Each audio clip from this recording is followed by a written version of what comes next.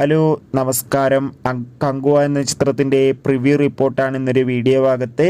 വീഡിയോയിലേക്ക് വരുമ്പോൾ ഈ വീഡിയോ ലൈക്ക് ചെയ്യുക, ചാനൽ സബ്സ്ക്രൈബ് ചെയ്യുക.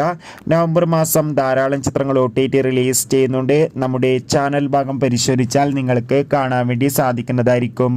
സൂര്യ നായകനായി നാളെ നവംബർ 14 റിലീസ് ചെയ്യാൻ പോകുന്ന ചിത്രമാണ് കങ്കുവ. എല്ലാ സിനിമാ പ്രേമികളും ഒരേപോലെയാണ് കങ്കുവ എന്ന ചിത്രത്തിൻ്റെ റിലീസിനായി കാത്തിരിക്കുന്നത്.